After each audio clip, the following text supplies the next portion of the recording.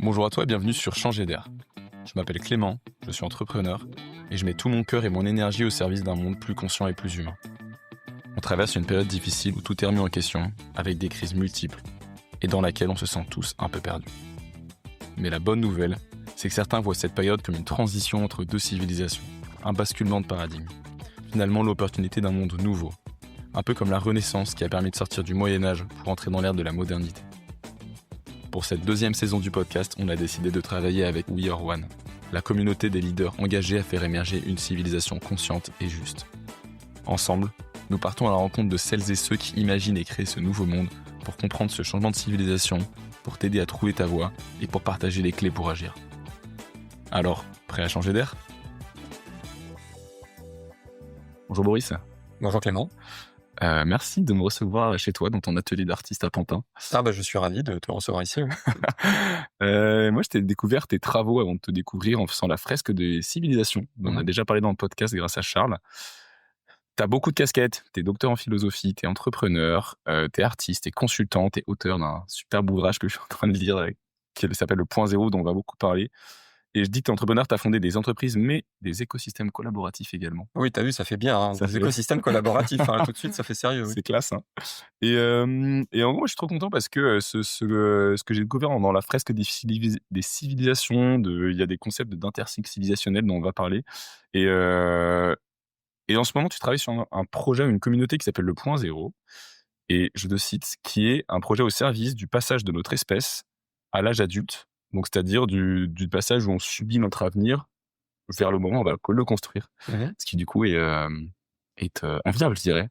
Est-ce que tu peux nous expliquer ce que ça signifie qu'on est dans un intercycle civilisationnel, s'il te plaît? Oui, par contre, je vais peut-être devoir un peu développer, tu vois, parce Ouais. que cette question, je peux y répondre de façon très courte, mais c'est peut-être intéressant de savoir comment j'y suis arrivé, tu vois. Mmh. Là, voilà, tu es à la maison, alors il y a plein d'œuvres de mes parents autour de nous, là, de mon père et de ma mère, donc c'était deux artistes qui venaient d'ex-Yougoslavie. Et c'est vraiment important pour moi, c'est très fondateur d'avoir traversé la guerre quand j'étais jeune. Puisque la guerre, en fait, en ex-Yougoslavie, ça a duré de 1990 à 95.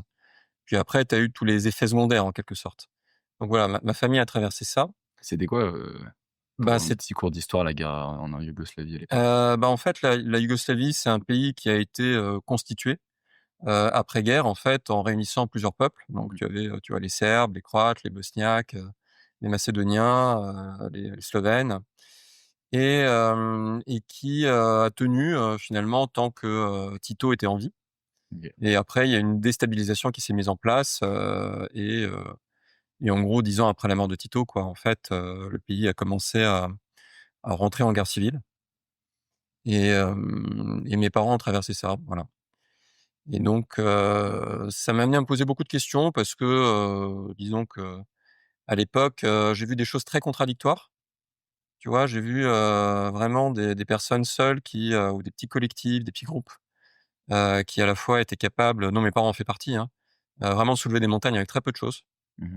Tu vois? Être sensibilisé, d'aider des réfugiés, et puis en même temps, je voyais les peuples, vraiment plus la «masse» entre guillemets, qui étaient, complètement paralysés. Mmh. Et pendant d'ailleurs, 5 ans, hein, finalement, on a vu réapparaître des camps de concentration en Europe, hein, alors qu'on avait dit plus jamais ça, Mmh.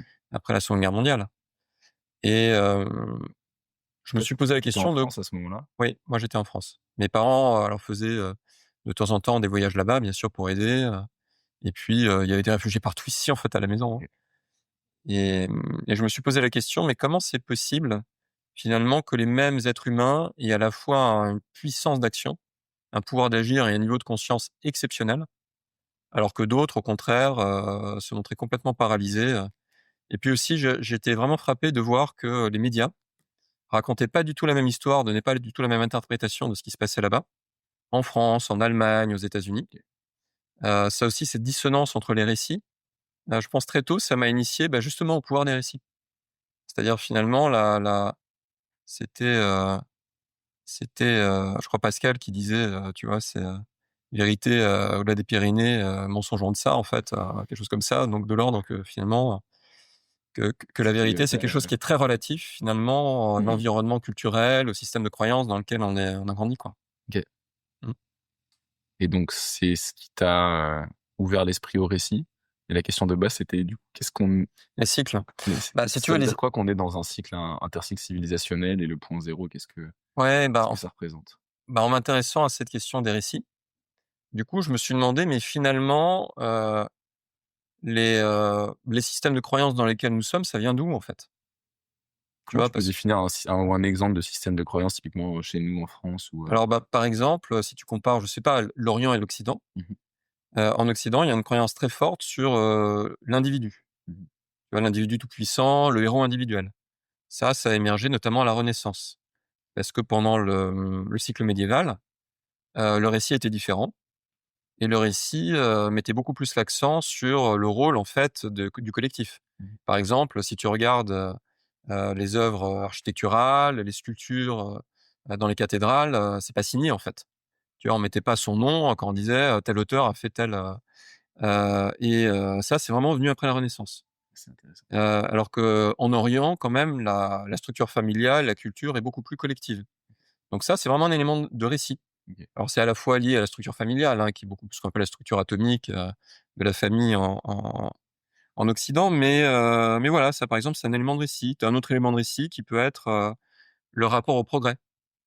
Le rapport au progrès, pareil, en Occident, il est, c'est la solution à tous les problèmes. Mmh. Et de toute façon, la croissance doit être, infinie, jamais s'arrêter, Mmh. et cetera. Mais ça, c'est des croyances. D'ailleurs, la preuve, c'est que, certains économistes disent que c'est la vérité, que ça peut être que comme ça. Mmh. D'autres, comme Piketty, par exemple, et autres, disent: «C'est pas vrai du tout». Mmh. Au contraire, on a besoin des moments d'arrêt dans l'économie et tout ça. Ça, c'est des récits. Et en fait, tu vois, les récits, d'abord, toi et moi, nous sommes portés par des croyances et des récits, hein. Nous avons grandi dans des environnements. Souvent, c'est notre famille, hein, qui va un peu, créer cet 1er environnement de récits et de croyances.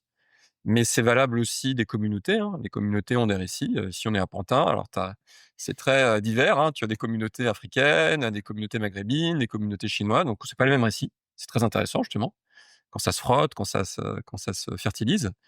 Tu as des récits qui sont des récits nationaux, hein. On pense pas à la même chose de ce que c'est, la relation, l'être humain, en France, aux États-Unis, en Allemagne, au Mmh. Japon, en Afrique du Sud. Et puis tu as des récits civilisationnels. Et ça, j'ai fini par le comprendre, parce que j'ai découvert une discipline qui est vraiment fascinante, pas du tout connue du grand public, qui s'appelle la macrohistoire. Et bon, on a tous fait de l'histoire, tu vois, quand on était jeunes. Ouais. La macrohistoire, c'est un truc un peu particulier parce qu'elle va pas juste regarder, l'histoire, tu vois, des Grecs, des Romains, des Mérovingiens, et cetera. Elle va regarder toute l'histoire humaine. Mmh. Elle va prendre, donc on estime souvent que l'histoire commence avec l'invention de l'écriture. Moi, j'ai fait plutôt remonter à l'invention, en fait, de l'agriculture, donc il y a à peu près 13 000 ans, où là, ça va nous engager dans quelque chose de complètement nouveau par rapport aux centaines de milliers d'années des chasseurs-cueilleurs. Donc là, on rentre dans quelque chose qui est vraiment, inédit et qui va être piloté par des cycles historiques. Donc en fait, les macrohistoriens découvrent les premiers qu'il y a des cycles qui pilotent, des cycles historiques qui pilotent toute l'histoire humaine. C'est hyper intéressant. Et quand tu as, avant du coup cette fameuse révolution agricole, qu'est-ce que c'est l'humanité du coup? C'est la préhistoire? Alors c'est la préhistoire, exactement. Bah oui, À donc quoi ce qu'il y avait ressemble? ce qu'il y avait avant l'histoire.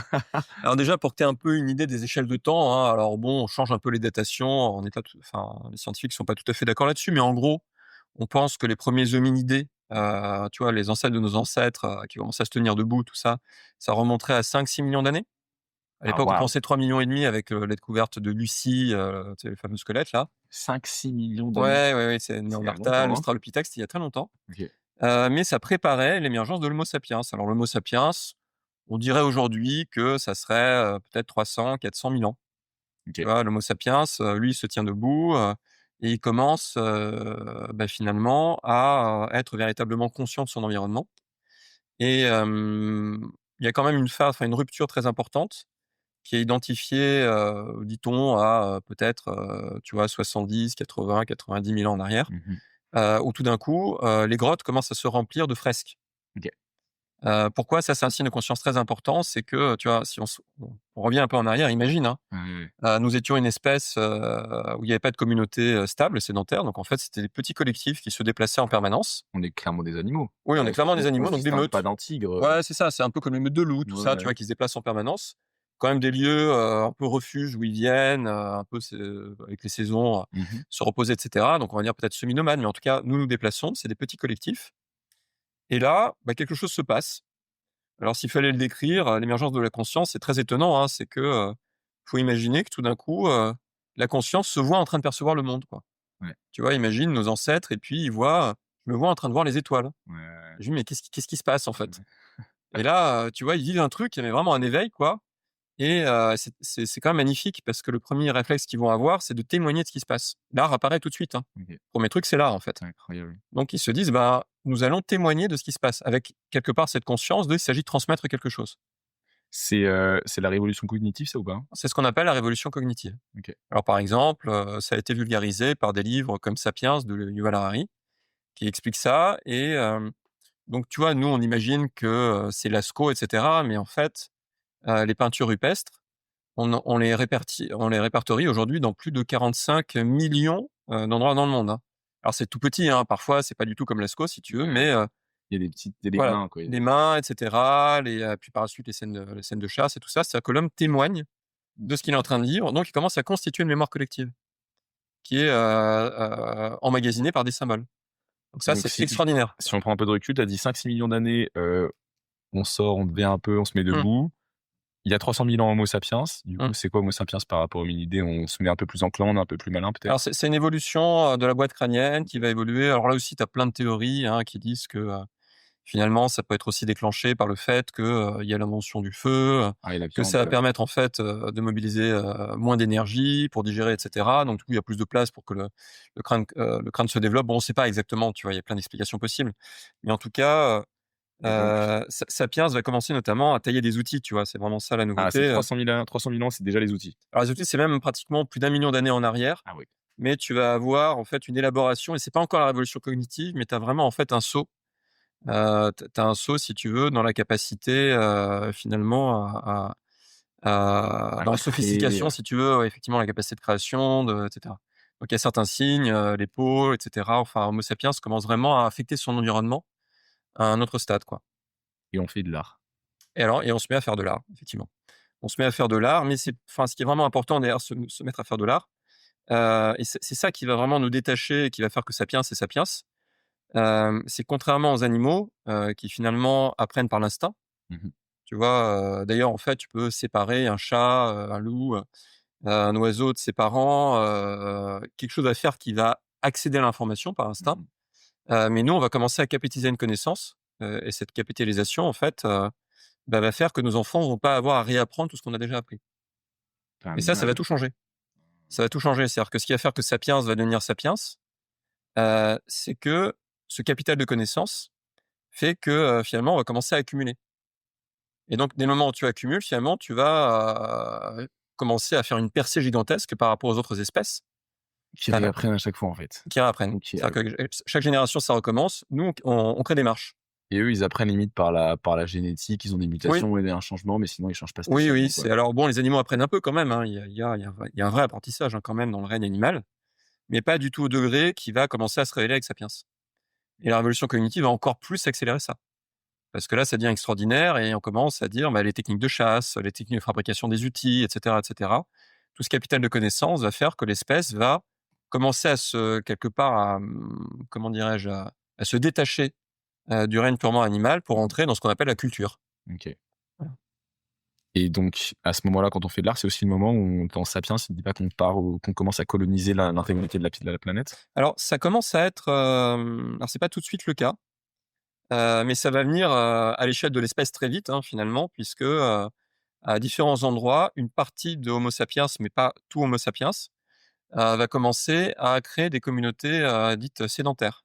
OK. C'est-à-dire que pour la première fois, plutôt que de se déplacer régulièrement, et ben, certaines communautés vont rester tout le temps à certains endroits et ça va coïncider avec une autre invention majeure, après les outils, après la révolution cognitive et les symboles, ça va être en fait l'agriculture. OK. Et ça, c'est vraiment très important parce que évidemment, dès le moment où tu as des communautés qui s'installent à un certain endroit et qui disent: «Bah, finalement, on va utiliser des techniques pour, tu vois, travailler le sol, stocker, les graines et commencer à bâtir quoi, finalement». Alors là, c'est un basculement absolument gigantesque. Et on passe de nomades, chasseurs-cueilleurs à où on prend un peu ce qui nous est donné, à on crée vraiment Mmh. notre modèle en fait. Un autre modèle un autre modèle parce que certainement il y avait déjà un peu de dressage avant, tu vois? On avait commencé à dompter, les loups pour faire les chiens, et cetera. Mais d'une part, tu as l'agriculture et puis après, l'être humain va commencer aussi à, domestiquer les animaux, hein. Donc en fait, ça va donner, les vaches et cetera, tout ce qui va être par la suite, la base de cette révolution sédentaire. Mmh. Et puis surtout, ça va créer un bouleversement parce que, pour la première fois, le chasseur-cueilleur, ça dépasse pas quelques dizaines de personnes et l'être humain, son cerveau, il est complètement câblé pour fonctionner comme ça. Donc tous les rituels collectifs, toute la relation sociale est câblée pour tu vois, des communautés qui vont pas dépasser, on va dire 50, 60, 80 personnes. Et là, pour la première fois, finalement, en un temps extrêmement court, il faut faire avec des communautés qui vont faire plusieurs centaines, puis plusieurs milliers de personnes. Et ça crée plein de bouleversements, en fait. Est-ce que tu as déjà entendu parler de la en anglais, c'est la mushroom theory où il explique que la Ah, révolution c'est le Stone Ape, en ouais, fait. de Stone Ape, Le oui, Stone Ape. que cette révolution, Oui, alors c'est intéressant parce que si on tu peux l'expliquer juste pour, oui, ceux oui, qui si on peut expliquer, oui. Justement, ça vient du fait qu'on ne sait pas vraiment expliquer, en fait, finalement, la révolution cognitive. Elle est constatée aujourd'hui par l'anthropologie, par les sciences sociales. Tous les signes nous montrent qu'un truc extraordinaire se passe, donc effectivement, au moment où les fresques apparaissent et tout ça. on passe de singe à C'est ça, début d'être c'est humain ça, avec c'est quelque ouais, chose, l'homo sapiens devient plus, quoi. Il est tout mmh, d'un coup vraiment conscient de sa conscience. Mais bon, finalement, pourquoi, tu vois? D'où ça vient, en fait, finalement? Et donc une théorie possible, hein, ça expliquerait que, ça viendrait en fait d'un accroissement de conscience, dû aux champignons hallucinogènes. je trouve ça trop marrant. Ouais, ce qui est pas du tout délirant, hein, finalement, Ouais, parce qu'au moins c'est une explication, tu vois? Au moins ouais. ça remplit un creux, quoi, dans ce qu'on constate, mais qu'on ne sait pas complètement expliquer. Et donc cette théorie, alors notamment qui est défendue par un Américain qui est devenu célèbre, qui s'appelle John Stamets, Mmh. qui a fait des recherches très approfondies Je vais le mettre en ref. sur les champignons hallucinogènes, hein, la psilocybine. Il y a un super reportage, hein, qui s'appelle Fantastic Fungi, sur, Je le mets. voilà, sur, Netflix qui parle de tout ça. Et Stamets, il dit et d'autres, hein, alors je me souviens plus le gars là qui a écrit, Stone Ape. Lui, il dit en fait, ce qui s'est peut-être passé, c'est que, ces champignons, ça pousse sur les crottes, d'animaux, quoi. Mmh. Et donc, nos ancêtres, les singes là, qui passaient, si tu veux, près de ces crottes d'animaux où tu avais des champignons qui poussaient, bon, peut-être un moment pour se nourrir, manger le Ouais. champignon et là, tout d'un coup, tu as une ouverture de conscience, là. Parce que qu'est-ce que font les psychédéliques? C'est ce qu'on appelle les ouvreurs de conscience. Mmh. Ça a un effet sur le fonctionnement du cerveau qui fait que, finalement, l'information va passer, tout d'un coup, l'obturateur va en quelque sorte s'ouvrir et après tu as plein de théories, plus côté New Age qui disent, peut-être, ils se connectent à des plans de conscience supérieurs. Ouais. Et là, tu as des espèces de plans archétypaux, quoi, avec des sortes de dieux qui descendent, quoi, qui se mettent à dire: «Tiens, c'est rigolo, on a une ouverture, sur le plan de conscience matérielle», et cetera. OK. Tu vois? Après, tu as toutes sortes de théories, alors pas du tout acceptées par la science aujourd'hui, hein, mais qui sont intéressantes. Et ça expliquerait pourquoi il y a une espèce d'évolution forcée, quelque sorte, une sorte Mmh. d'accélération, un saut, quoi, qui se fait comme ça. Moi, je trouve ça trop marrant. Même si on n'en saura jamais rien, se dire que, Mmh. tu as un groupe de 10 singes à qui tu donnes des champignons hallucinogènes et un autre à qui tu donnes pas des champignons, c'est vrai qu'il y en a certainement un qui va faire des trucs différents. Tu sais, en même temps, les scientifiques, ils ont quand même exploré ça, hein, parce que quand il y a une énorme redécouverte des, psychédéliques dans les années 70, certains en ont donné aux animaux, hein. Tu as du LSD, C'est la vrai? psilocybine, bien sûr. Bien sûr, pour se dire qu'est-ce que ça fait aux animaux, en fait. OK. Et mais le problème, c'est qu'il faudrait vraiment, en fait, faire une étude longue, quoi. Tu vois, après plusieurs générations, peut-être que d'ailleurs certains scientifiques ont fait des trucs comme ça, hein. J'ai pas entendu parler, mais tu sais, enfin, l'être humain, il est tellement curieux et aime tellement expérimenter que voilà. Et on pourrait presque le savoir un peu expérimentalement comme ça, quoi. Merci. Qu'est-ce Je t'en prie. qu'est-ce qui se passe du coup, à cette fameuse révolution agricole? Toi, tu expliques dans ton livre que c'est le début des violences. Enfin, tu dis que c'est un changement, Oui, radical. radical entre eux. On est des chasseurs-cueilleurs et il y en a beaucoup qui répondent d'ailleurs à Yuval Noah Harari en disant que c'est un peu utopique, les chasseurs-cueilleurs, c'était quand même un peu violent. Toi, tu dis que quand tu es chasseur-cueilleur, c'est quand même dans un récit assez harmonique Mmh. et qu'en passant à la révolution agricole, c'est le début de la fin, quoi? Si tu veux, les chasseurs-cueilleurs, alors moi je rejoins effectivement, tout un courant de l'anthropologie, qui dit que, effectivement, le monde des chasseurs-cueilleurs et de l'humanité, primordiale, elle est extrêmement, collaborative. Mmh mh. Et pourquoi je défends cette thèse-là? C'est notamment expliqué par Jérémy, hein, que tu as reçu, qui dit, finalement, quand tu regardes biologiquement comment est construit l'être humain, nous ne savons pas survivre seuls. OK. Là où tu vois un requin, sait parfaitement survivre, sans le soutien de ses congénères, les grands prédateurs, les ours blancs, les aigles Mmh. royaux, etc. Mais nous, on fait partie de ces espèces qui sont très mal équipées par la nature pour survivre tout seuls. Regarde bien, tu vois, c'est toi, moi, pas de griffes, pas de crocs, pas d'armure, on n'a pas grand-chose, on n'a pas de corps, on n'a pas de truc pour tuer facilement les autres. Et il y a une étude de l'Ifremer qui dit, bah, en fait, dans la chaîne des prédateurs, finalement, par rapport aux très grands prédateurs, nous, on est situés à peu près au même niveau que les cochons sauvages. Et même si tu as un lynx dans la nature, peut nous sécher très Ouais. facilement. Ouais. Parce qu'on se croit très fort, si tu veux, mais à part avoir un entraînement tu vois, militaire extrêmement poussé, en fait, un animal te tue très vite. Un loup, tu aucune chance, même un chien sauvage. Hein. Donc, ça veut dire en fait que pour survivre, il faut s'entraîner. Ok. C'est absolument nécessaire. C'est la notre force, en fait. Ouais, et ça, c'est un autre truc aussi dont on parle jamais, je pense, qui est très intéressant, c'est que nous avons une image en disant bon, c'est comme ça, mais quand même si on s'entraide, c'est quand même le mâle alpha, tu vois, qui va écraser les autres, prendre toutes les femelles, etc. Ce qui est une autre connerie totale, de plus en plus réfutée à la fois par la biologie et l'anthropologie, parce qu'on comprend que finalement le charisme, et pas que chez les singes du règne supérieur, hein, chez les animaux, c'est plutôt en fait celui qui va être l'alpha, c'est celui qui n'a pas peur en fait. C'est pas celui, c'est vraiment celui qui celui. domine. Alors évidemment, il a une force physique peut-être supérieure, mais aussi une intelligence, etc. Mais surtout, c'est celui qui va exposer ses parties, tu vois, vulnérables au groupe en disant allez-y, frappez-moi, j'ai pas peur de vous en fait. Ok. Et c'est pour ça qu'on va le respecter. D'accord. Et quand tu regardes ce qui se passe chez les peuples premiers, et on peut les étudier aujourd'hui, puisqu'en fait, ils n'ont pas disparu. Hein. Les aborigènes, ils vivent comme au moment de la préhistoire. Tu vois, les San d'Afrique australe, ils vivent comme au moment de la préhistoire, etc. Et c'est de plus en plus étudié depuis les années 60, 70. Lévi-Strauss et autres, hein, et puis en fait, ils te disent, mais non, on voit très bien qu'ils vivent, en fait, effectivement, comme tu dis, dans un récit de vie, en fait. Ok. Et C'est quoi leur récit? C'est quoi leur manière de vivre de ces peuples premiers? alors ça, c'est ce qu'on appelle, en fait, alors tout ça est soutenu effectivement par un récit. Il faut comprendre que tous les rites qu'ils vont mettre en place, toute la structure sociale de la société, elle est basée sur des récits.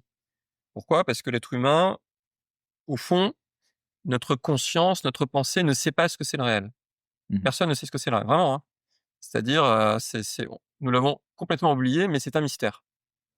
Et même le meilleur scientifique au monde qui a étudié toutes les sciences possibles, si tu veux, ne sait pas dire ce que c'est le réel. Tu vois, peut-être qu'on est dans un monde qui est fait de matière, peut-être que c'est un monde qui est fait d'énergie, peut-être que c'est un monde qui est fait d'information, peut-être qu'il y a une entité supérieure qui a créé ça, peut-être que c'est nous qui avons créé ça, peut-être que c'est une simulation technologique comme dans Matrix. Personne n'en sait rien. Peut-être que nous sommes libres, peut-être que nous sommes déterminés, personne ne sait rien de tout ça. Mais vraiment, hein, c'est très important en fait d'avoir l'humilité de dire nous n'avons aucune réponse sur tout ça, nous pouvons spéculer. Donc pour spéculer, nous construisons des imaginaires. Donc les imaginaires, c'est indispensable, parce que si tu passes toute ta vie à te dire je sais rien sur rien, tu peux pas agir, quoi. Alors le monde demande de survivre, de s'organiser, etc. Donc il faut créer des récits. Donc le récit, c'est un système de croyance qui dit le monde c'est comme ça, il y a un Dieu ou il n'y a pas de Dieu, nous sommes libres ou pas, il y a une vie après la mort ou pas, les autres sont méchants ou pas, ou au contraire la nature humaine est bonne. Donc tu te construis une carte comme ça, et avec cette carte, au quotidien, tu peux résoudre des problèmes. C'est ça les récits.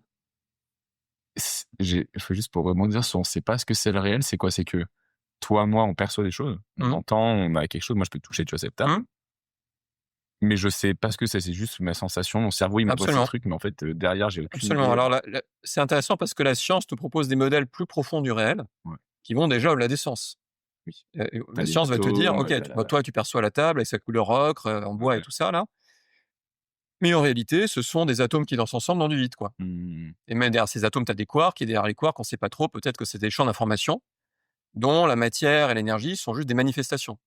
C'est plutôt ça que raconte la théorie de la physique quantique, voilà. Mais même ça, on ne sait pas trop, en fait. Tu vois, donc déjà, au moins, c'est intéressant parce que ça déstabilise l'imaginaire un peu spontané qu'on se construit du réel. Oui, tout est fait de matière. Tout est fait de matière, etc. Mais après, tu as d'autres explications religieuses, spirituelles, etc.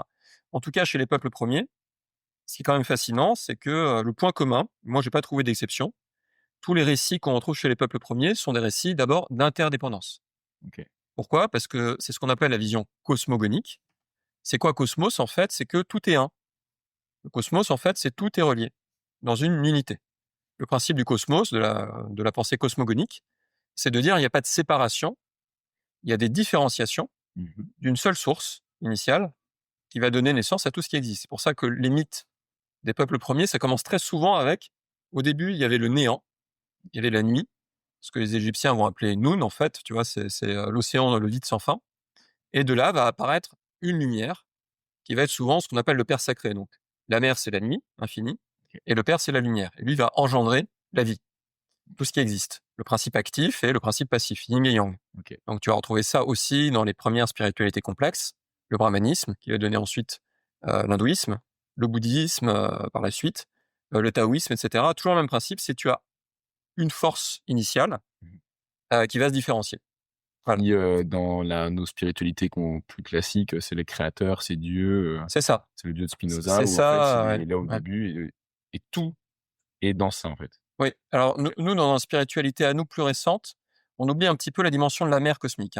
Ok. Dans les spiritualités cosmogoniques, tu as le père et la mère. Ok. Et la mère engendre le père. C'est assez intéressant comme vision, c'est-à-dire c'est le féminin qui engendre le masculin. Ok. Et le féminin, d'une certaine manière, tu pourrais dire, c'est la conscience vide, quoi. Imagine que la conscience n'imagine plus rien, il n'y a plus qu'une représentation, c'est néant infini, en fait. Et c'est intéressant parce que mais vraiment, chez les Kogis, chez les aborigènes, chez les San, etc., tu as le même type de récit. Ok.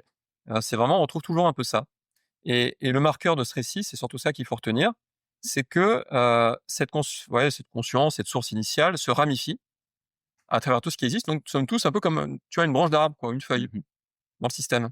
Donc, évidemment, c'est intéressant ça parce que tu comprends que quand tu es une feuille d'un arbre, toutes les autres feuilles sont tes frères et sœurs. Donc, justement, les animaux, si tu veux, les étoiles, les cours d'air, enfin les rivières, les esprits, parce que toutes ces pensées reconnaissent des plans spirituels, sont quelque part un même tout. Donc, c'est que des frères et des sœurs partout, en fait.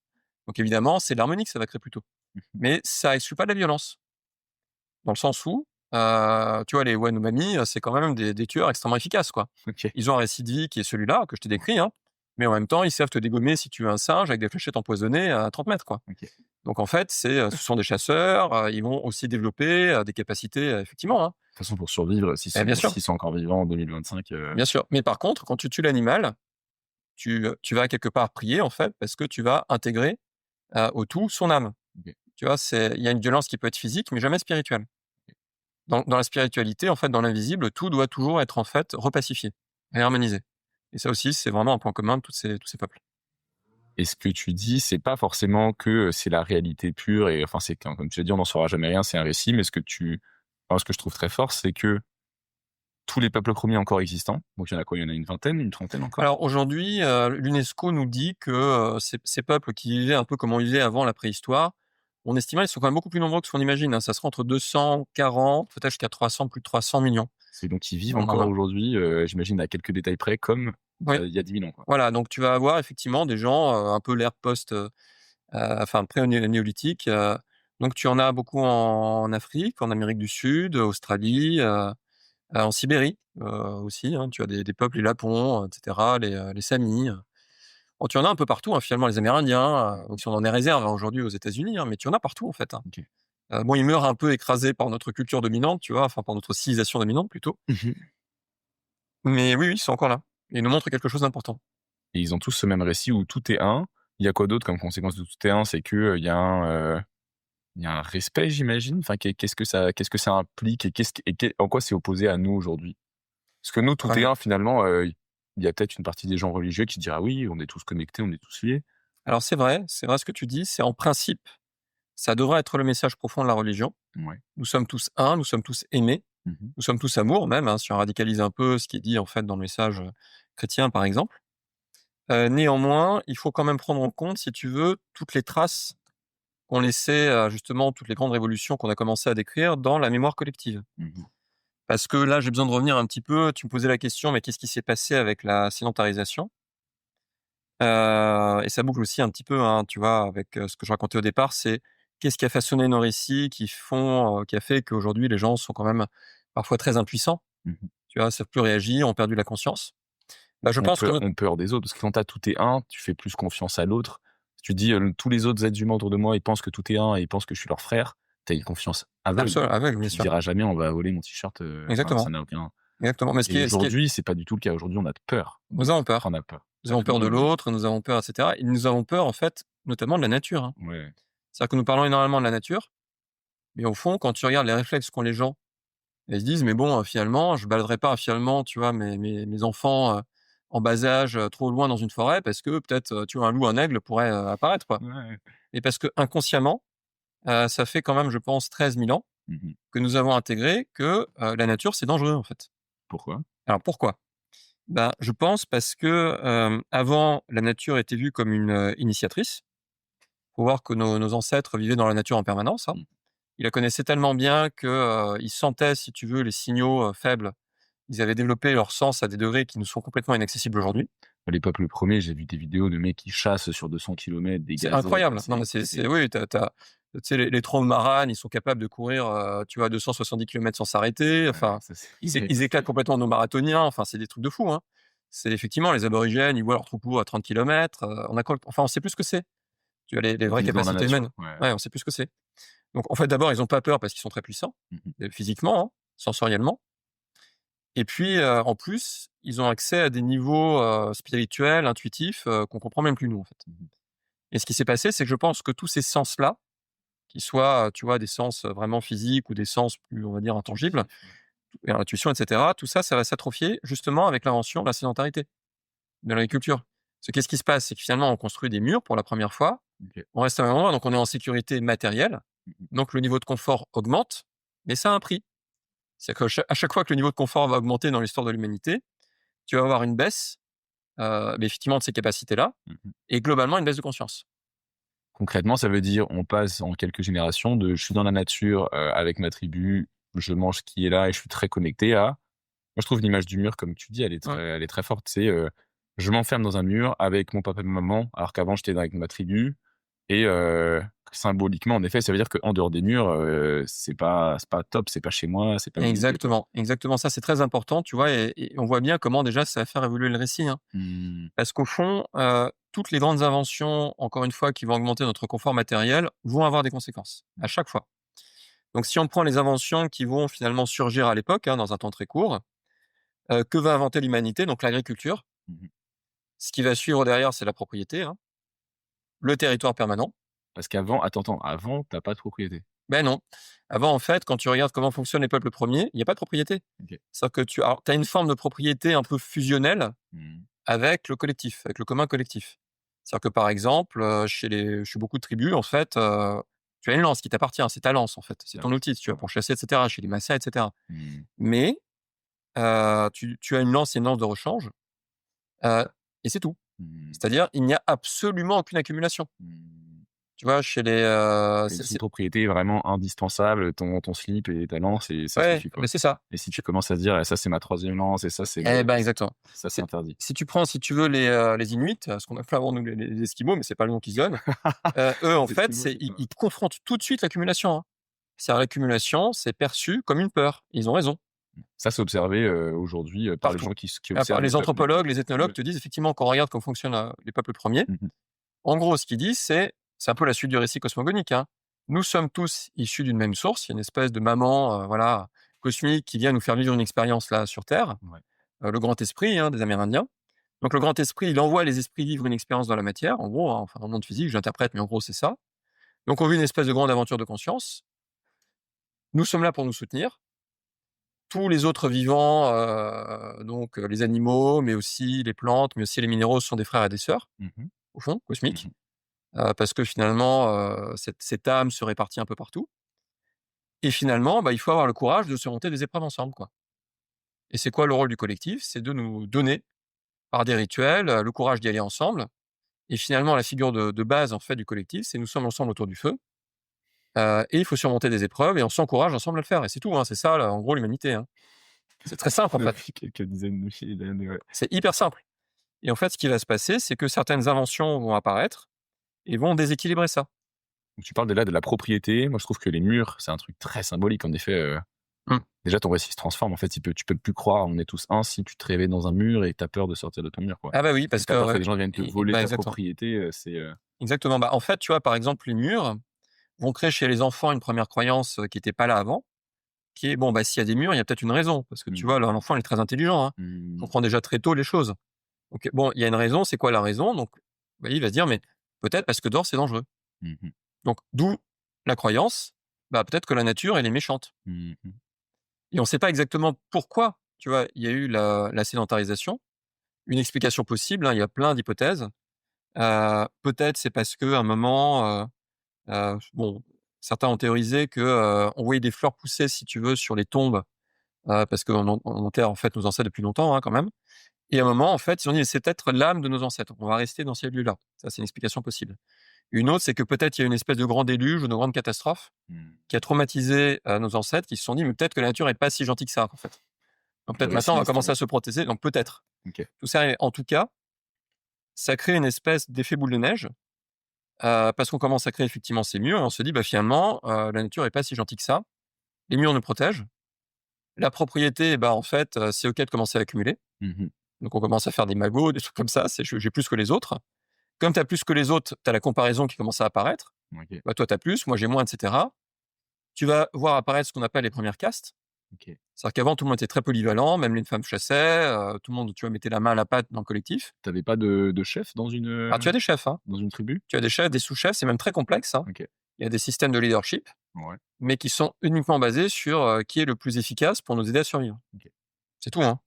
Et il n'y avait pas à l'époque de... Enfin, à l'époque, quand on compare justement cette après-révolution agricole où il y a de l'accumulation et tout, et le avant, il n'y avait pas cette volonté d'être le chef, cette comparaison. Alors tu l'as, hein. Tu l'as parce que tout le monde veut être le chef. Si tu veux, en fait, la nature humaine, elle est constante. Hein. Et là, dans la nature humaine, tu as la violence, la perversion, tu as tout ce que l'être humain peut faire dans la lumière ou dans les ténèbres. Hein. Et ça existe depuis l'Homo sapiens, à mon avis. Hein. Ça a toujours été là. Simplement, comme tu as une pression énorme de survie en collectif, t'as pas le temps de penser à tout ça. Exactement.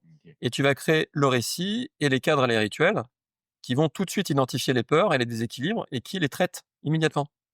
Donc, dès que quelqu'un se met à accumuler, dès que quelqu'un se met à avoir des comportements de comparaison, dès que quelqu'un est finalement victime de ses peurs, tout de suite c'est repéré, tout de suite c'est traité en fait. C'est ce qui se passe par exemple chez les Inuits. Exactement. On se dit, lui il est bizarre, il a envie d'être le chef, on le met autour du feu, on le confronte. Exactement. Et on le confronte. Et c'est ok de vouloir être le chef, c'est tout à fait ok, mais il faut que tu prouves. Et en fait, souvent chez les peuples premiers, tu vas avoir une structure avec plusieurs chefs. Hein. Tu as le chef entre guillemets matériel, ce que les Lévi-Strauss s'appelle le bricoleur. Lui, il sait, tu vois, pister, chasser, s'organiser, rebondir très très vite quand il y a un prédateur. Tu vois, c'est coordonner la meute pour qu'elle chasse et tout ça. Et tu as le chef spirituel. À minima, tu as le chaman ou la chamane, souvent aux femmes, qui voit les plans spirituels, qui reçoit les informations utiles, qui va savoir du coup cette plante elle est bonne, elle est pas bonne. Les esprits, les ancêtres, voilà ce qu'ils nous disent pour dans quelle direction il faut aller, à gauche ou à droite, etc. Voilà, tu as ça et tout. Tu as même parfois un troisième chef qui est plutôt en charge de dialoguer avec d'autres tribus. Tu vois, c'est ça. Mais c'est quelque part, c'est la performance, quoi. Mais dans le bon sens du terme, qui va faire que tu choisis comme chef ou pas. Et le charisme, dont on parlait tout à l'heure. Et quand tu commences à construire la propriété, les petites unités d'habitat, la famille atomique, il y a des gens qui peuvent être chefs pour d'autres raisons, qui vont beaucoup plus utiliser la dissymétrie d'information, qui vont être pilotés par leur peur, et ils vont commencer, si tu veux, eux, en fait, à faire apparaître un autre récit dans le collectif, quoi. Ça, j'en parle beaucoup parce que c'est ce que j'appelle, moi, les stratèges, les enfants blessés, en fait. Est-ce que tu peux nous expliquer, du coup, ce que c'est Oui, alors... Juste à ton pardon, pour prendre du recul, du coup, là, on a expliqué, on a parlé du fait qu'il y a eu les hominidés, il y a eu les homo sapiens, il y a eu la révolution cognitive. On a dit qu'au moment de la révolution agricole, du coup, on s'est sédentarisé, on a construit des murs. Concrètement, ça transforme un peu notre vision de la réalité, du coup, le récit. On passe d'un récit où on fait partie de la nature à un récit où la nature, elle est potentiellement hostile, on a la propriété, on a de l'accumulation. Il me semble qu'il y a aussi une stat intéressante, c'est que tu dis que surtout, on t'a parlé de milliers ou de millions de peintures. Des millions, rupestres.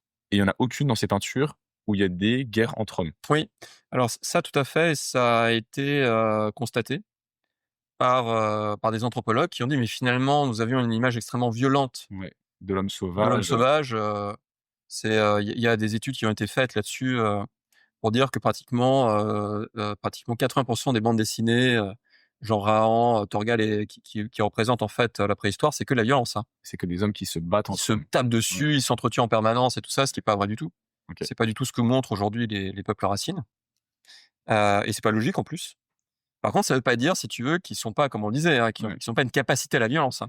Ils ont besoin de se défendre. Ils adorent ça. Ils adorent chasser le mammouth, etc. Tu vois, il y a vraiment ce truc. Il y a de la compète aussi, entre guillemets, sur qui sera le meilleur chasseur. Ça existe tout ça. Hein. Mais simplement, ça va pas jusqu'à la perversion. Parce que pas de guerre juste pour gagner du temps. Exactement. À ce moment-là. Exactement. Donc, parce que pas d'accumulation, pas ça. Tout ce qu'on a dit, tu vois, c'est ça. Et donc à ce moment-là, donc ce que tu expliques, c'est qu'il y a un peu l'apparition de ces fameux stratèges. Et qu'est-ce que c'est Alors, ces stratèges alors? ça, c'est pour comprendre ce que c'est, il faut s'intéresser à des disciplines qui sont apparues bien après, hein. Notamment une qui s'appelle la ponérologie. Ponéros en grec, c'est le mal, c'est la science du mal. Ok. Ça a été créé par des psychiatres polonais qui voulaient comprendre comment on a pu arriver aussi loin dans la manipulation et la violence et la paralysie collective dans les pays d'Europe de l'Est. Tu sais, quand tu as eu vraiment les purges staliniennes, les massacres, enfin vraiment des horreurs, quoi. Mhm. Euh, et en fait, eux, ce qu'ils ont constaté, c'est que dans tout groupe humain, tu as un pourcentage de gens qui sont plus insécurisés que les autres. Ok. Ils disent il y a 1 à 2%, ils appellent ça des psychopathes fonctionnels, c'est-à-dire des gens qui ont soit vécu des traumatismes, soit ont une structure identitaire fragile, quoi, en fait, si tu veux. Ok. Donc je ne dis même pas biologique ou culturel, c'est juste C'est comme factuellement. ça, alors ça peut être génétique, biologique, psychique, on ne sait pas exactement. Mais en tout cas, ces personnes vont beaucoup plus facilement basculer dans les peurs. Ok. Voilà.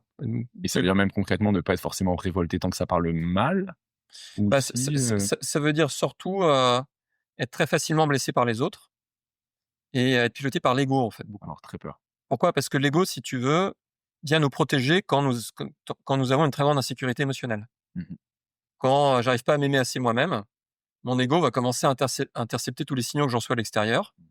Et comme je peux pas voir que c'est moi qui ai peur, je vais dire, le problème vient des autres, en fait. Tu vois, tous les profils de pervers narcissiques, les gens assez toxiques qu'on traverse, qu'on rencontre dans la vie, c'est souvent ça, hein. C'est des personnes, si tu veux, qui ont une très faible estime d'eux-mêmes et qui vont compenser. C'est-à-dire que plus, quelque part, l'amour de soi est faible, plus tu vas avoir une inflation de l'ego pour se protéger. Ok. Parce que ça peut tuer, hein. Mhm. C'est-à-dire que si j'ai une estime de moi qui est absolument catastrophique, je peux faire une dépression qui va me détruire, hein, complètement.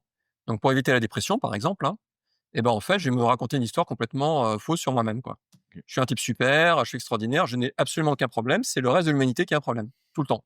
Ok. Donc je vais rentrer en projection. Ok. C'est une mécanique de projection dissociative. Et en gros, ce que dit la ponérologie, il dit ça concerne les individus, mais c'est un effet sur le groupe. Parce que je peux être dans cette projection-là, tu vois.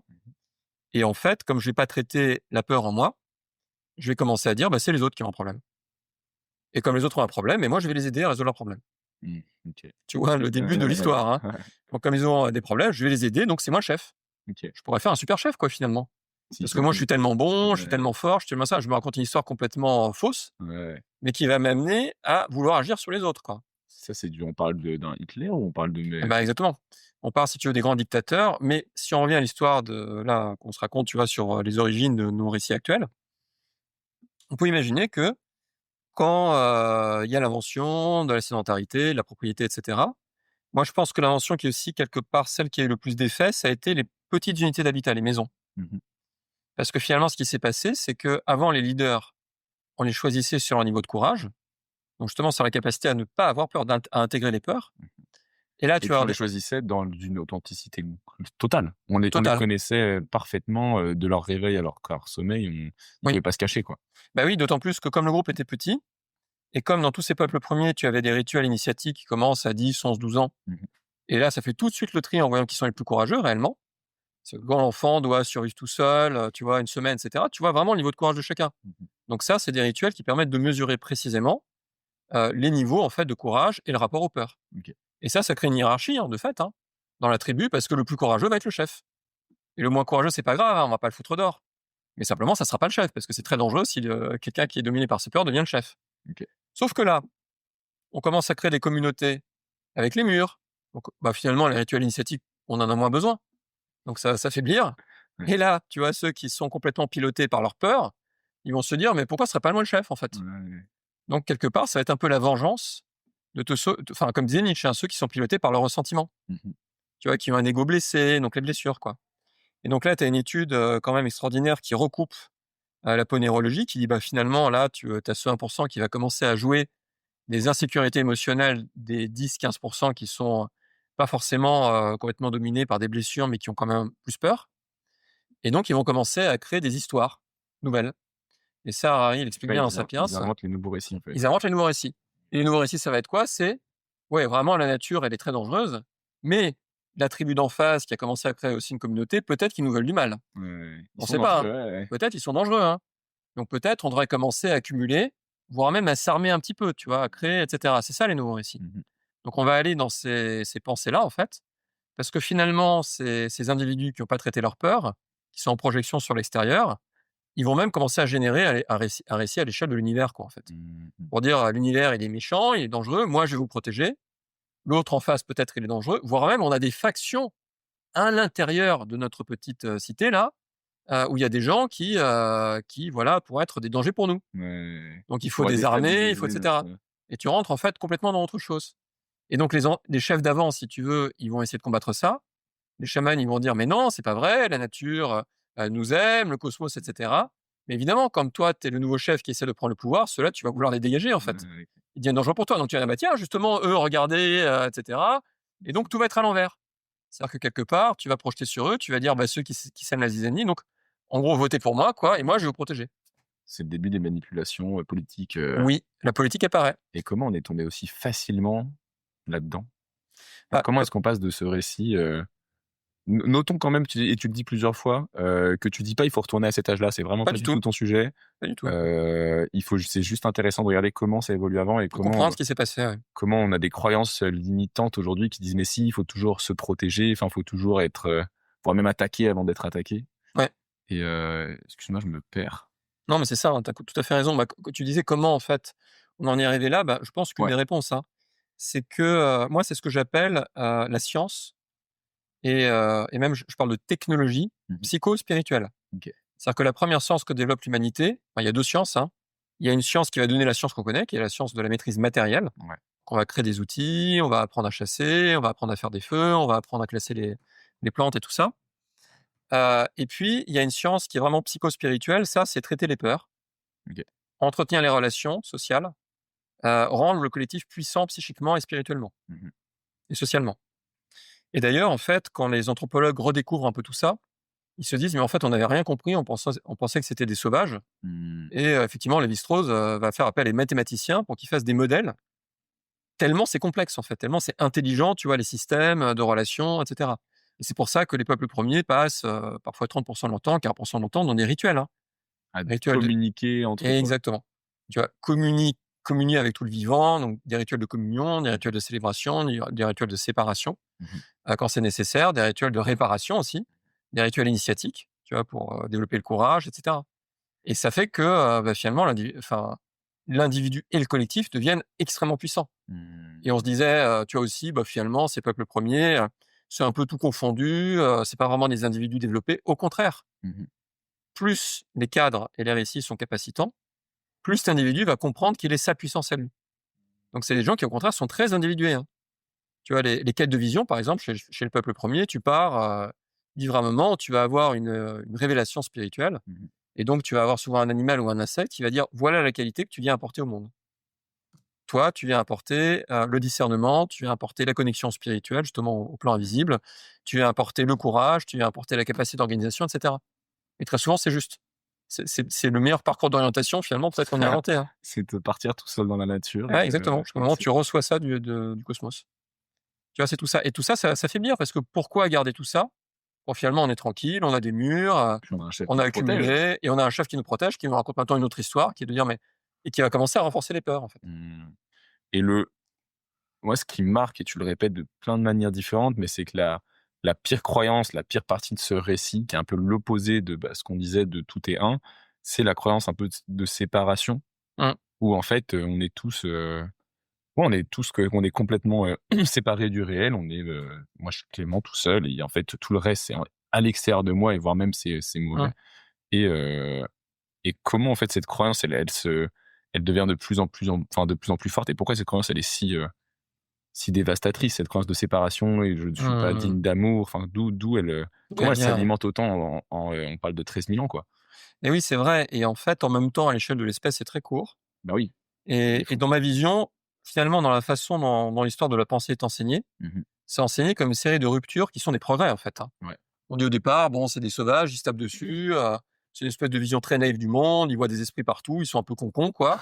Et nous, finalement, on va devenir super intelligents et on va réussir à tout comprendre avec des principes qui vont donner la science. Ville. Voilà. En même temps, d'une certaine manière, si tu regardes, si tu zoomes pas, tu te dis, c'est des sauvages, même si je sais pas ce qu'ils font en interne, en fait, ils sont 10 autour d'un feu. C'est vrai, hein. C'est moins, entre guillemets, classe qu'on est 60 000 dans une maxi-ville, on a construit des tours de 5 C'est vrai, hein. Mais ce qui est vrai, hein. C'est-à-dire que quand tu regardes l'ingénierie technique matérielle, elle est absolument extraordinaire. Simplement, nous avons négligé qu'il y a une ingénierie, en fait, qui est psychique et spirituelle que nous avons complètement perdue. Et ce qui nous mène aujourd'hui à des dépressions gigantesques. Absolument, à vide. Tu vois, les gens ne savent plus pourquoi ils vivent, il n'y a plus de sens, il n'y a plus rien. Parce que tout ça a été complètement négligé. Or, en fait, une vraie civilisation, une civilisation qui tient debout, c'est une civilisation qui maîtrise tout le côté science et ingénierie matérielle. Là, on est très fort aujourd'hui, hein, et qui n'a pas oublié l'ingénierie de monter en conscience. Et en fait, ce qui se passe pour moi, c'est qu'on va passer par des stades qui paraissent des ruptures dans le récit dominant actuel, mais qui en fait vont complètement dans la même direction, toujours plus de séparation. C'est-à-dire qu'au début, le récit, c'est tout est conscient, tout est vivant, tout est interconnecté, nous sommes tous des frères et des sœurs, ok. Et puis, tu vois apparaître le patriarcat, qui va commencer à rejeter l'énergie du féminin, hein, donc la relation à la nature, au cosmos et tout ça. Et puis, ça va aller vers le polythéisme, c'est-à-dire, en fait, cette fameuse source là, qui se ramifie dans tout ce qui existe, on va l'exiler, quoi. On va dire, finalement, il y a des dieux qui sont sur un plan complètement séparé, et puis il y a nous, tu vois, avec tout ce qui existe, tout ce qui vit, etc. Donc, tu vois, ça va déjà complètement changer je dirais, la vision des choses. Ça va mener ensuite au monothéisme, qui va encore accroître ça, hein. C'est-à-dire, il y a un Dieu qui nous a créés, donc nous sommes des créations. C'est pas du tout, quelque part relié à cette force créatrice, hein, et en plus, ça va se conjuguer à l'homme, maître et possesseur de la nature. Parce que quelque part, Dieu a créé l'homme, et l'homme, il est là, en fait, pour posséder et exploiter la nature, qui est la création aussi de Dieu, quoi. Tu vois, c'est vraiment un truc un peu en deux bandes, quoi. Tu te sépares de plus en plus de... au début, t'es un avec le tout et la conscience, et là, t'as parlé du père et de la mère. Ensuite, t'as des dieux, mais c'est pas nous, ils sont extérieurs, et nous, on est en dessous. Et ensuite, t'as un dieu seul, puis nous, puis la nature. Oui. Et donc, en fait, tu te sépares de plus en plus. Et ça s'arrête pas là, hein, parce que tu as un autre stade de la séparation qui est extrêmement important, qui est l'apparition de ce qu'on appelle la réflexivité, c'est-à-dire le mental rationnel. Donc ça apparaît notamment en Grèce, hein, à la Grèce antique, avec l'apparition de la philosophie, qui est formidable, hein. À nouveau, ça va donner des choses absolument magnifiques, parce que finalement, nous allons devenir conscients de la façon dont nous produisons la connaissance, etc. Et en même temps, la Grèce va complètement séparer le logos, c'est-à-dire la pensée rationnelle, du mythos, c'est-à-dire la pensée mythique, symbolique. En se disant, le logos, c'est bien supérieur au mythos. Et en fait, ce qui va se passer, c'est encore une autre séparation, c'est-à-dire que l'homme est maître et possesseur de la nature, et il le fait par l'angle de la rationalité, le mental rationnel. Et là, c'est encore autre chose, c'est-à-dire qu'on va du coup complètement dégager quoi? On va dégager l'émotion, l'intuition, la création, la poésie, etc., etc. D'ailleurs, dans sa République parfaite, Platon dit, bon, à un moment, il faut quand même sortir les poètes, hein, parce que la création n'a pas sa place dans la cité idéale. Et là, si tu veux, c'est une espèce d'enfermement aussi, hein. C'est-à-dire qu'on va rejeter toute cette puissance-là, qui est la puissance finalement de l'obscur, etc. Ce qui va encore plus exiler le féminin, hein, d'ailleurs. Donc tu vois, tout ça, on va aller de plus en plus loin dans effectivement une séparation. Et à la fin, ça va atteindre pratiquement le stade ultime, en disant, finalement, la nature, c'est quoi? C'est une mécanique, c'est du mécanisme, c'est que des machines, les animaux, etc. Même quelque part, quand on regarde l'être humain, en fait, la conscience, c'est le cerveau. Donc ça aussi, c'est un mécanisme. On est une machine aussi. Exactement. Et nous, on est une machine. Et il y a une hiérarchie implicite dans la société. C'est les gens les plus dans le mental, les plus dans le rationnel, donc les grands scientifiques, etc., qui dominent tout ça parce qu'ils ont tout compris, finalement. Et c'est eux qu'il faut écouter. Donc ça va amener la technocratie. Et ça va amener le stade ultime, qui est le transhumanisme. Qui veut dire, de toute façon, la mort, c'est une maladie. Il n'y a rien après, on sait que c'est le néant. L'amour, c'est une illusion, c'est de la chimie. Donc en fait, il faut une hiérarchie sociale où finalement, les gens qui ont compris ça et qui pilotent ça, ils vont finalement amener l'humanité dans un nouveau récit, qui est un récit de séparation complètement radical. Donc le cosmos, en fait, c'est une blague, hein, évidemment. On est dans un univers complètement froid, etc. Et donc les nouveaux prêtres du système, c'est les transhumanistes, quoi. Mais c'est pas, je suis pas contre, hein. Tu vois, tu dis même pas que c'est faux. Je dis pas que c'est faux, je dis c'est un imaginaire. C'est un récit qui n'a pas plus de valeur scientifique en plus que le récit le récit des peuples premiers. Exactement. En revanche, ce récit-là, il nous mène aujourd'hui dans un état civilisationnel de violence, de peur. Tout à fait, de peur omniprésente. Tout le monde a peur de tout parce nous avons peur du cosmos. Ouais. Nous croyons que l'amour n'existe pas. Nous avons peur les uns des autres. Donc l'autre est une menace potentielle. Hein. Finalement, je suis dans le métro. Peut-être que quelqu'un peut m'agresser en permanence, me voler quelque chose. La nature, j'en parle même pas. Hein. Oui, la nature, on en parle, mais en fait, en réalité, est-ce que je vais vraiment passer une semaine de plus en plus, on parle du vivant qui intègre tout ça, mais on en parle quand même depuis ce récit de séparation, beaucoup. Hein. Okay. Mais c'est vrai, oui. Par contre, il y a un élan de revenir à quelque chose. Hein. C'est quelque part, en même temps, je pense que l'humanité sent ce que lui fait ce récit. C'est une constate. Tu le dis toi-même, mais Jacques Attali aussi part de ça, de l'économie de la mort, où en fait, qu'à 50% de notre économie est pratiquement la moitié de l'économie, choses qui sont fondamentalement mauvaises pour tout le monde. Absolument.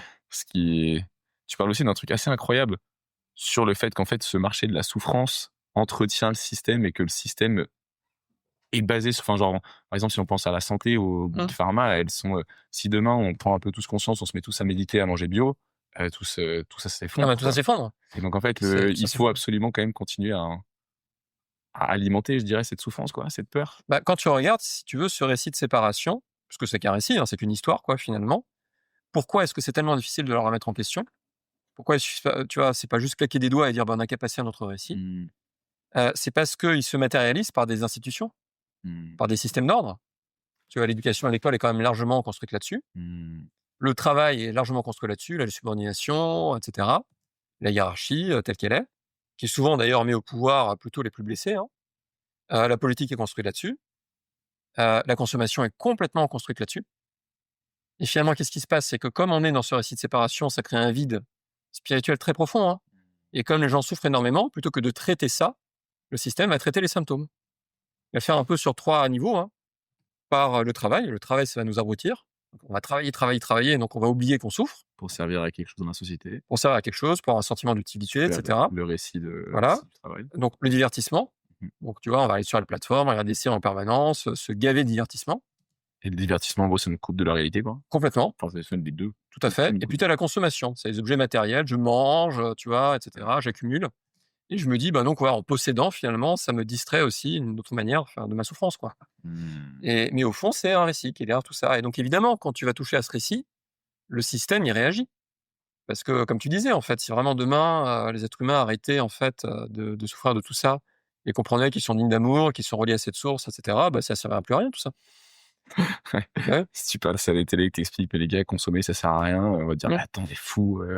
Et c'est vrai, ça va avoir des conséquences désastreuses sur plein de choses. Oui. En fait, tu pourrais dire que tout le système est basé sur une exploitation pratiquement infinie des traumas non résolus qui viennent de ce récit. Hein. Et donc, évidemment, on va traiter la surface. Donc, c'est OK si tu fais 20 ans de psychanalyse, mais il ne faut pas qu'à un moment, tu réalises que vraiment, tu es complètement digne d'amour, quoi. Parce que là, tu arrêtes tout, en fait. Non, mais vraiment. Et ça y est, tu rentres chez toi avec le sourire. C'est ça. Comment, toi, personnellement, tu réalimentes ce récit? Parce qu'un truc intéressant que tu dis, c'est que le récit, là, on peut se dire maintenant, moi, je peux sortir là en disant, OK, moi, mon récit, en fait, à moi, c'est je suis connecté, je suis digne d'amour, c'est génial. Mais ce que tu expliques très bien, c'est que le récit, en fait, il va être impacté par l'extérieur. Donc, en fait, si je pense, je suis digne d'amour, tous les êtres humains sont super, et qu'ensuite, j'aime ma télé et que je voyais des gens qui se tuent, je suis à dire, est-ce que mon récit, il est vraiment réel? Absolument. Et tu parles du fait qu'il y a des croyances, il y a des cadres, et tout ça, tu passes de récit à croyance, à cadre, à écologie. Et donc, comment est-ce que toi, personnellement, tu alimentes ce récit? Enfin, si c'est le récit que tu as choisi d'alimenter. Alors, moi, tu vois, c'est ma petite fierté, c'est que je voulais introduire un mot, tu vois, que j'appelle le psychokernel dans le vocabulaire des sciences humaines. Et ça désigne l'architecture des récits. Ce que j'explique finalement, c'est que justement, l'un des grands récits de la modernité, c'est de dire l'individu est tout puissant. Chacun d'entre nous peut, en fait, dans sa bulle de réalité, décider de ce qu'il veut comme récit et comme croyance. Mais ça, c'est quand même très largement faux. L'individu, il est puissant. Hein. C'est-à-dire que chacun d'entre nous peut décider effectivement de changer de récit, etc. Mais comme tu l'as très bien dit, nous sommes constamment sous influence des récits qui nous environnent. On est tellement dépendant des autres pour survivre, hein, comme nous l'avons dit, que finalement, on dit souvent, tu vois, nous sommes la moyenne des personnes que nous fréquentons le plus. Nous sommes aussi un petit peu la moyenne de notre famille et de l'influence des récits familiaux. Mais les récits familiaux et les récits amicaux, etc., ils sont encapsulés dans des récits qui sont ceux de l'entreprise, ceux des communautés dans lesquelles nous évoluons, les récits des villes dans lesquelles nous sommes, les récits nationaux, qu'est-ce que c'est être français, etc., et les récits de civilisation. notamment le fameux récit de la modernité occidentale. Et en fait, en réalité, pour donner un exemple, hein, si tu es dans une entreprise où tu dis, bah, en fait, moi, je suis un entrepreneur tech qui va faire des super technos pour aider l'inclusion ou la santé, etc., ça va être hyper encouragé. Tu vas trouver des financements. Si tu dis, oui, et par ailleurs, je prends des décisions en consultant les esprits de la nature, parce que le codir, on se connecte comme ça avec des techniques chamaniques, on va dire, là, c'est des tarés, et jamais les pays, France te donnera de l'argent, tu vois. Il faut pas trop parler de ça. C'est ça les récits. Ouais. C'est ça. Alors qu'en réalité, d'autres peuples, à d'autres moments, c'était complètement accepté. Et le côté tech, etc., au contraire, on se dirait, mais ça, c'est dangereux. C'est ça les récits. Donc en fait, nous sommes encapsulés dans ces récits-là. Et finalement, ces récits ne changent, ces grands récits civilisationnels, anthropologiques, cosmiques, tu peux les atteindre que dans les moments de crise. C'est que dans les moments, si tu veux, où les anciens récits sont plus du tout adaptés pour les situations actuelles. Et ça répond à ta toute première question, hein, c'est quoi les cycles? C'est que je pense qu'à minima, notre monde arrive à la fin du cycle du grand récit occidental, qui apparaît à la Renaissance avec c'est quoi les grandes croyances, c'est quoi les mythes fondateurs, c'est l'individu tout-puissant, c'est l'homme maître et possesseur de la nature, c'est la technologie qui résout tout, et c'est en fait le progrès économique continu et infini, quoi. Ça, c'est notre récit un peu actuel, mais du coup, comme tu l'as dit, la réalité, elle est un peu en train de le confronter, de dire Ah non, ouais, ça. attends, en fait. Et donc là, c'est la partie un peu espoir, où on est peut-être en train de changer de cycle, et à chaque changement de cycle, des nouveaux récits apparaissent. Oui. En fait, quand tu regardes l'histoire des civilisations, pour moi, c'est l'histoire de récits qui ont un sens au moment où ils apparaissent pour régler les problèmes que traverse l'humanité à ce moment-là, et qui vont quelque part se figer et être de moins en moins adaptés aux nouvelles réalités que nous traversons. C'est-à-dire que à la fin du Moyen Âge, il y a une accumulation de problèmes qui sont plus solubles dans le récit dominant. C'est-à-dire que tu vas avoir l'Inquisition, les croisades, enfin les guerres de religion, tu vas avoir en fait les indulgences, tu vas avoir le grand schisme d'Orient d'Occident, etc. Et les récits sont toujours les mêmes. Toujours, en fait, il faut avoir foi en Dieu, c'est le collectif qui est important, c'est la hiérarchie ecclésiastique, etc. Les gens disent, mais ça marche plus votre truc en fait. Ouais, on n'y croit plus en fait. On n'y croit plus. Il faut réussir. On n'y croit plus. Mais même chose. Alors que ça fait 500 ans, ouais, ça se tient, c'est Dieu. Oui, ça marche, c'est ça. On est des paysans, c'est OK. Et là, en fait, ça nous titille. Et c'est un peu peut-être ce qui nous passe aujourd'hui, qu'on est, voilà, croissance infinie. Exactement le même truc. Mais Rome, c'est pareil. Tu vois, Rome qui s'effondre. On se dit, bah oui, c'est les récits de l'Empire romain, la Pax Romana, l'administration romaine, etc. Sauf que ça marche plus. Il y a un vide spirituel qui s'installe. Et qu'est-ce qui se passe à chaque fois? Tu as des communautés qui vont apparaître. Donc, en l'occurrence, en fait, ça va être les premiers chrétiens, ou ça va être, en fait, les ateliers de la Renaissance avec Erasme, et puis ensuite Michel-Ange, tu vois, Donatello, etc. Et Léonard de Vinci, tout ça. Et en fait, ils vont incarner un nouveau récit. Et au début, c'est rien. Tu vois, c'est toujours en périphérie des systèmes. On se dit, bon, un peu voilà. pour des fous d'ailleurs. C'est ça. Et puis, 150 ans plus tard, ça devient déjà hyper dominant. C'est la norme. Et on se dit, c'est la norme. Mais c'est ça, ils ont raison, en fait. Regardez, les premiers chrétiens, mais ils nous montrent la voie, c'est l'amour, c'est tout ça. Souvent, d'ailleurs, l'ancien système va essayer de les écraser. Hein. Parce qu'évidemment, tu vois, toutes les institutions et les systèmes d'ordre, ils vont pas le prendre bien, ça, pour la raison que nous avons dite. Hein. Et pour moi, nous sommes exactement dans ce moment-là. C'est-à-dire, tu vois, c'est le vide entre deux récits. Et peut-être d'ailleurs que demain, c'est pas forcément un nouveau récit. C'est peut-être, tu vois, une pluralité de récits, un écosystème de récits, peut-être. Hein. Et donc, c'est ça le fameux point zéro où, en fait, tu dis, il y a eu plusieurs cycles de civilisation. Si on prend les dernières, c'est quoi? Là, on finit potentiellement la modernité. La modernité, tu as commencé à la Renaissance. Avant, tu avais le Moyen-Âge. Avant, tu avais effectivement les Romains, les Grecs, en Occident. Hein. Ouais. Après, il y a plein d'autres cycles. Oui, parce que tu as des cycles souvent plus longs d'ailleurs en Orient. Les civilisations orientales, sans doute parce qu'elles ont beaucoup plus entretenu, si tu veux, ce commun psychospirituel à travers la spiritualité, tu vois, hindouiste, taoïste, etc., qui fait que les cycles, par exemple hindous ou chinois, c'est plutôt des millénaires. Hein. Voilà, donc mais en tout cas, il y a des cycles de civilisation, et pour moi, comme l'Occident a un peu envahi toute la planète, il embarque aussi toute la planète en fait dans la fin de son cycle, quoi. Et ça déclenche plein de choses parce que justement, tu as les sagesses orientales qui réagissent en disant quelle est notre place là-dedans, qui se font un peu embarquer aussi, hein, parce que la Chine commence à rentrer dans le modèle du succès occidental, tout en cherchant à garder quand même son récit multimillénaire. Enfin, tu vois, c'est très intéressant comme période. Et moi, quand j'entends ça, ça me donne trop espoir, et puis je suis limite excité, quoi. Je me dis, on traverse un moment. Est-ce que on n'est pas aussi les premiers à se dire, et là, on est en train de changer de récit? Est-ce que Leonardo da Vinci, à l'époque, il se disait, OK, là, ça fait 500 ans qu'on est dans le Moyen-Âge. Peut-être que les récits du Moyen-Âge, ils sont plus cohérents.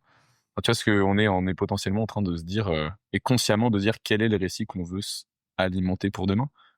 Alors, je pense que les fondateurs des civilisations, quelque part, ces leaders qui vont amener les nouveaux récits, sont plutôt des gens qui sont traversés par un courant, en quelque sorte. Ok. C'est-à-dire qu'au début, ils vont pas tellement conscientiser ce qui se passe. Ils vont simplement être des gens tellement vivants, tellement puissants, que tout simplement, ils vont être un peu des forces, quoi, comme ça, qui vont traverser et percuter une époque, quoi. Et quand tu regardes Socrate, le Christ, etc., tu vois vraiment que, en fait, le récit. C'est pour ça d'ailleurs que, pour moi, hein, quand je parle du psychokernel, le niveau le plus ultime quelque part des récits, c'est plus un niveau humain, en fait. C'est-à-dire que pour moi, tu as le niveau anthropologique, c'est les récits que créent les humains. Et le niveau cosmique, en fait, c'est ce que, justement, avaient compris les peuples premiers, c'est qu'à un moment, il y a des récits qui sont au-delà de nous, quoi. Tu vois, et pour moi, voilà, c'est Qui nous vraiment. dépasse largement. Exactement. Et les chamans, ils se connectent à ces plans spirituels et ils reçoivent des récits qui viennent, je sais pas, de Dieu, d'esprit, etc., hein. Mais le Christ, pour moi, c'est qu'à un moment, il est en contact avec un truc qui est pas humain, quoi, qui est divin, en fait. C'est-à-dire que tout d'un coup, il reçoit un récit qui est vraiment d'ordre cosmique, quoi. Et justement, qui lui rappelle, l'amour, c'est tout, en fait. Ouais. Tu vois, et ça, c'est un truc surpuissant. Et il revient en disant, mais j'ai compris, regardez, je vais vous transmettre ça. C'est vous l'amour, en fait. Donc arrêtez d'avoir peur de Dieu, aimez-vous, arrêtez d'avoir peur des etc. Effectivement, il était très en réaction, finalement, aux prêtres qui disaient, il faut craindre Dieu, il faut, etc. Mais au contraire, Dieu, c'est l'amour. Et en fait, ils sont traversés par ça, mais c'était pareil, hein, quand tu regardes, si tu veux, l'histoire de Léonard de Vinci, c'est un type qui est traversé par quelque chose, quoi. Ouais. Tu vois, et alors, à la fois, effectivement, peintre, mathématicien, scientifique, etc. Il va faire des médecins. Grande teuf aussi. Mais bien sûr, il y a tout, quoi. Mais quand même, à un moment, ils se rendent compte, ils se disent, mais en fait, il se passe quelque chose, là. C'est-à-dire que moi, je vis mon truc, mais l'époque est en train de basculer, en fait. Et comme par hasard, plein de gens vont commencer à aller vers eux. Ils vont rayonner à travers quelque part des tribus, quoi, en quelque sorte, des cercles. Donc, je pense à un moment, ils conscientisent quand même le basculement d'époque, bien sûr. Mais avant tout, c'est le courant, quoi. C'est le courant. C'est le courant. On parle beaucoup de trucs hyper spirituels depuis tout à l'heure. Et je te vois quand même comme quelqu'un d'assez rationnel, assez scientifique. C'est quoi, toi, je sais pas, les éléments qui te font passer de la croyance dominante scientifique où tout est matériel et il y a rien de, il y a pas de télépathie, il y a pas d'esprit, tu vois. Moi, je t'aurais dit, il y a quelques années, je t'aurais dit, c'est juste impossible. Aujourd'hui, je suis plus en mode, c'est vrai qu'il y a des choses qui me font dire, j'ai envie de juste, de pas fermer cette porte. Toi, c'est quoi qui te pousse à dire, en fait, tu parles des chamans, pourquoi est-ce que tu as envie de croire aux chamans et que c'est pas, parce que la science aujourd'hui, elle dit, les chamans, c'est des gens complètement illuminés, qui captent des trucs, mais que tout le monde pourrait capter en réalité, et qui arrivent à faire un truc du médium, et c'est tout. Pourquoi est-ce que ça pourrait être plus que ça? Alors, merci de cette question, hein. Je pense qu'elle est un peu fondamentale dans ce tout. Tu as raison, hein. Tu as raison parce que, alors moi, quand j'étais jeune, j'adorais X-Files. La série, je sais pas si tu vois ou si Ça me dit de nom, ouais, de nom comme ça, bon, c'était moins ta génération, mais dans X-Files, ça avait vraiment pour moi un petit peu les deux pôles de la science. Tu avais l'agent Scully qui était sceptique et qui disait toujours non à tout, en fait, qui disait: «Ah non, non, mais les extraterrestres, la télépathie, les pouvoirs psychiques, le transcendant, le spirituel, ça n'existe pas, de base». Et c'est ça la rationalité. Mais que des inventions de notre cerveau. Que des inventions du cerveau, etc. Donc elle a une posture très matérialiste. Et tu as l'autre approche, l'autre champ, qui est Mulder. Et alors Mulder, de base, il croit à tout. Tout est vrai, jusqu'à preuve du contraire. Et en fait, c'est deux manières de faire de la science, hein. Je crois juste, moi, c'est ma croyance, hein, c'est que par contre, comme je crois vraiment que la réalité, on dit constructiviste, c'est-à-dire que la conscience a vraiment un effet sur ce qui se manifeste. Donc si au départ, tu poses une croyance qui est « ça n'est pas vrai », jusqu'à preuve du contraire, tu le verras jamais. Tu auras moins de phénomènes que si tu dis « c'est vrai » jusqu'à preuve du contraire. Donc moi, je suis plutôt mulderien, si tu veux. Je me dis, bon, écoute, de base, tout est possible. Donc effectivement... Il y a un risque un peu de... Enfin, je te réponds la réponse classique, c'est mais dans ce cas-là, tu payes des gourous qui disent n'importe quoi parce qu'ils te font croire des choses. Comment est-ce que tu te protèges de ça, alors comment est-ce que tout... T'as étudié, donc t'as déjà limite la capacité à dire ça, c'est le croyance qu'on est en train de m'inculquer, elle est potentiellement dangereuse et on va me tirer de l'argent, mais comment parce que c'est qu'elle protège quand même pas mal de dire tant que c'est pas prouvé, c'est pas vrai, et du coup je vais pas payer pour n'importe quoi. Mais bon, alors c'est vrai, et en même temps, je pense que tu te coupes de beaucoup d'expériences en réalité. Parce que quand je vois comment fonctionnent les hyper rationnels, hein, que j'ai été, hein, vraiment, j'étais complètement là-dedans. Tu vas tout envisager par le mental. C'est-à-dire que tu vas réfuter les choses par avance en disant bon, la télépathie ça n'existe pas, les tranches chamaniques c'est pas vrai, ou c'est que le cerveau. la projection astrale, enfin tous les trucs possibles et imaginables, hein, peut-être accéder à des plans de réalité différents. Bon, OK, tout ça, c'est pas vrai, Mmh. d'emblée. Et quand tu vas vouloir le tester, tu iras jamais le faire directement, en fait. Tu vois, c'est ça le problème. Mmh. Et donc, quelque part, tu vas désamorcer a priori. Or, moi, je me dis en fait que la pensée critique, c'est plutôt de comparer les expériences. Tu vois, donc je suis allé faire plein de trucs, hein. Je suis allé faire, les cérémonies traditionnelles, d'ayahuasca, tu vois, là, en l'occurrence en Colombie. J'ai essayé, effectivement des techniques de règle lucide, j'ai tout fait. J'ai tellement envie de faire Tu vois, j'ai un peu tout fait si tu veux. Et après, forcément, la pensée critique, elle apparaît parce que comme tu te frottes à plein d'expériences, bah, certaines ça marche pas, certaines ça marche. Tu as des trucs, ça marche une fois, ça ne marche pas 2 fois. Donc après, tu dis: «Bon, OK», mais en tout cas, tu construis quelque chose qui est dans l'expérience. Mmh. Et pour moi, la vraie science, c'est beaucoup plus, ce que faisait Léonard de Vinci d'ailleurs, hein. C'est je teste plein de choses, et après je fais mon tri dans tout ça. Et fondamentalement, la conscience, il faut qu'elle s'immerge dans l'expérience. Faut prendre des risques, quoi. Mmh. Faut prendre des risques et pas que des risques intellectuels. Vraiment des risques, en fait, psychologiques, spirituels, et cetera. Tu vis des trucs, en fait, c'est l'initiation, hein. Mmh. Et pour moi, la vraie science, c'est un dialogue permanent, d'imaginaire, d'expérience, OK. au fond. Tu m'as pas répondu du coup à ma question de tout à l'heure de comment toi tu alimentes un récit, beaucoup plus harmonique et des croyances plus d'amour et de, Mmh. «Je mérite l'amour, les autres sont mes frères et sœurs». Comment tu alimentes ça toi? Alors ça, c'est vrai que c'est une question très profonde. Heu, Personnellement, je me rends compte que j'ai un enfant blessé, très profond Mmh. et que c'est très difficile, tu vois? Bon, j'ai maintenant une très forte croyance qu'il y a quelque chose après la mort, que la conscience continue, voire même qu'on est un peu dans une espèce de projection de la conscience, quoi. OK. Je crois pas à la simulation technologique, mais je crois à la simulation, on va dire, transcendantale, comme croyaient les bouddhistes ou les hindouistes, quoi, ou certains physiciens quantiques aujourd'hui. Hem, donc tu vois, la peur de la mort, en fait, je l'ai plus trop depuis assez longtemps, quoi. OK. Mais le sentiment d'être digne d'être aimé, Mmh. j'y travaille encore aujourd'hui. Et c'est intéressant, hein. Et ça, c'est un récit de séparation. C'est en fait, l'amour, ça n'est pas moi. Mmh. Et je sais pas pourquoi c'est aussi profond. Je sais pas en fait pourquoi. Je peux pas t'expliquer. Et peut-être que c'est des blessures qui viennent au-delà de moi, hein. Peut-être justement c'est cette mémoire de l'espèce, parce que ça fait peut-être 13 000 ans qu'on tourne tous là-dedans, tu On vois? se tape dessus comme des débiles, C'est ça. Et et com donc, je avec j'ai pas quoi de tu réponse, hein. travailles? Justement, toutes les expériences que j'ai décrites là, je crois que c'est pour essayer de me réparer moi, en fait. Mmh. Et tous les travaux que je fais, c'est peut-être très égoïste d'une certaine manière, hein. C'est que j'ai envie de retrouver en fait l'amour de moi, quoi, tout simplement.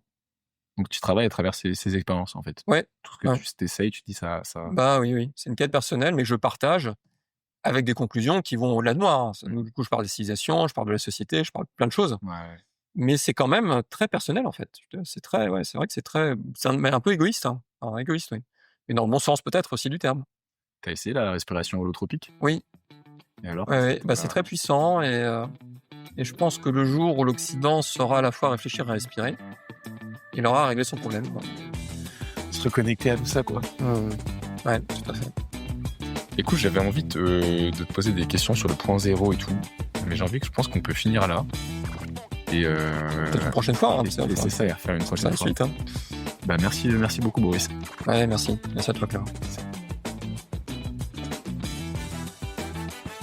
Merci à toi d'avoir écouté l'épisode jusqu'au bout. Écoute, j'espère que tu as autant apprécié cette discussion que moi, que tu ressors inspiré et plein d'énergie grâce à cet invité. Si c'est le cas, fonce le partager à tes amis, à ta famille ou à qui tu veux. Et n'oublie pas de t'abonner pour ne rien louper.